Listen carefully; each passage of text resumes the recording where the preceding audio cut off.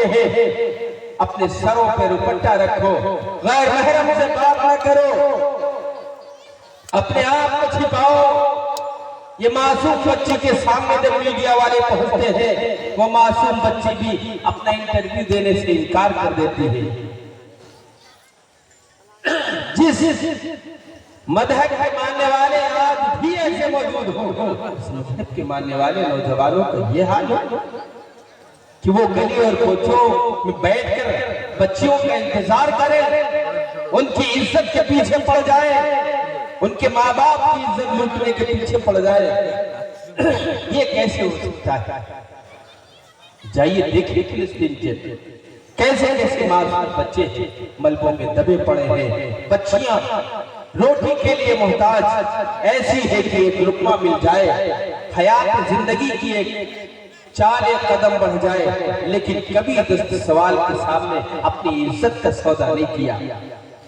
छोटी छोटी बच्चियां हैं, कभी सौदा नहीं किया कि मैं अपनी इज्जत का सौदा कर लूं। मासूमों से भी ज्यादा गहरे हो गए तो नौजवानों नहीं करना है, हमें पूरा ख्याल करना है। उन नौजवान और उन मासूम बच्चों को भी देखकर हम नमूना बनाएंगे कि हमारे इसी मिल्लत की मानने वाली वो मासूम बच्चियां हैं जो मीडिया के सामने आने से कतराती हैं। नौजवान और वो मजलूम बच्चे जो हालात से ऐसे दो चार हैं कि ऐसे हालात इससे ज्यादा और क्या आएंगे, वो आज ज्यादा एक एक उम्मत मुस्लिमा के फर्द को पुकार कर कहते हैं, याद रखना कल कयामत के दिन हमारा और तुम्हारा सवाल होगा।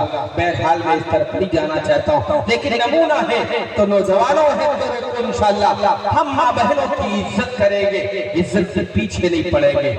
करोगे इंशाअल्लाह इज्जत।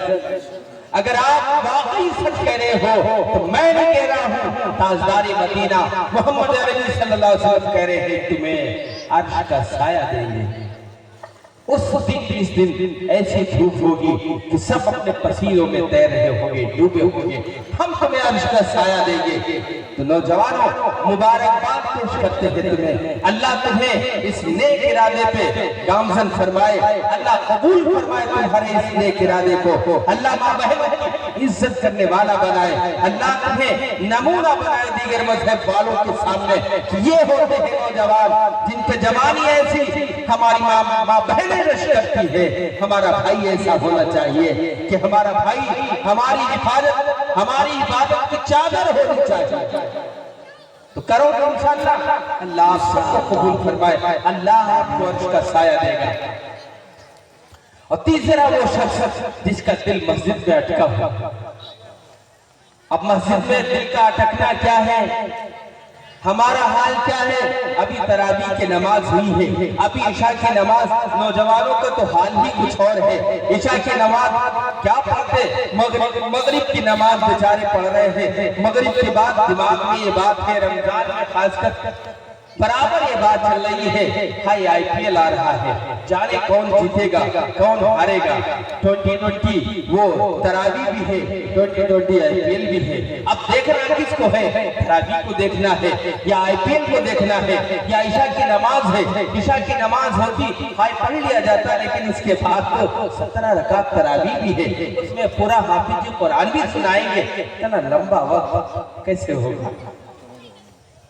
हुआ है या नहीं ऐसा हुआ? अभी रमजान में हुआ है, अल्लाह को हाजिर नाजिर करके बताओ हमारे माशरे के नौजवानों के अंदर आईपीएल की जो एक रिवाज चल पड़ी और आईपीएल का चस्का इतना जोर का लगा, हम भूल गए तरावी क्या होती है, हम भूल गए ईशा की नमाज कितनी जरूरी है, हम भूल गए कि जिक्र तिलावत क्या होता है। अगर कोई जिक्र होता है, फला ने इतने रन मारे, फला की टीम ये आई, फला की टीम वो आई, नहीं, हम इन चीजों में गुम नहीं होंगे। हमारा दिल मस्जिद में लगना चाहिए।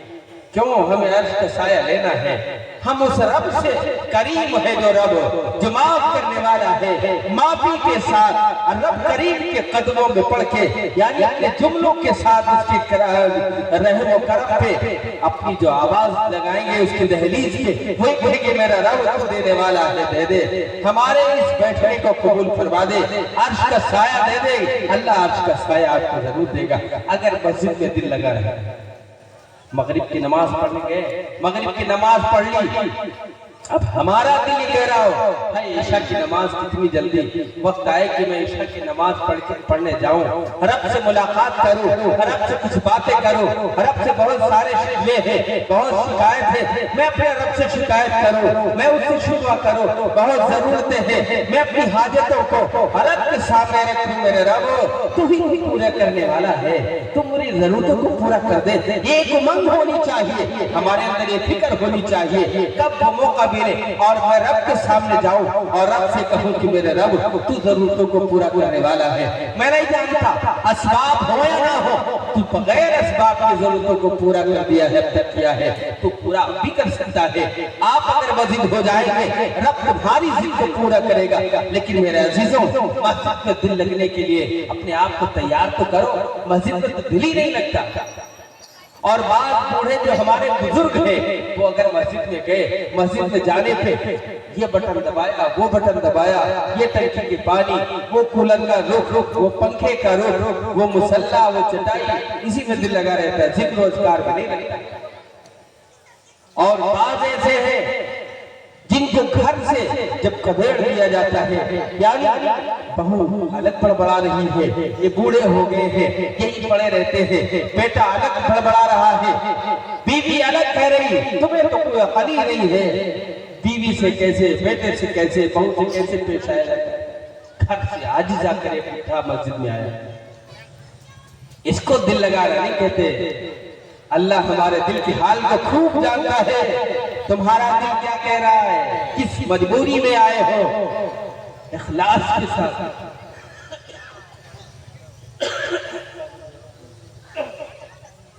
इखलास के साथ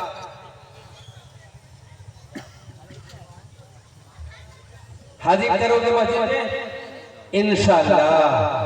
तो हमारा रब ये कह रहा है अगर मस्जिद में आपका दिल लगा रहा, अल्लाह के घर में लगा रहा, अल्लाह तबारक व तआला अर्श का साया है। और 14वां शख्स जो अल्लाह के लिए मिलता है, किसी से अल्लाह के लिए मिलता है, दीनी निस्बत में मिलता है। दीनी निस्बत से मुराद, मैं यूपी से चल के आया हूँ, कहाँ आया हूँ, आपकी इस बस्ती के अंदर आया हूँ। बात ऐसे है जिनकी बस्ती में हम नहीं आए हैं, लेकिन हमारा ईमानी ताल्लुक है, हमारा ईमानी एक रिश्ता है, हमारा जो गायबाना एक अपना ताल्लुक है, और जो गायबाना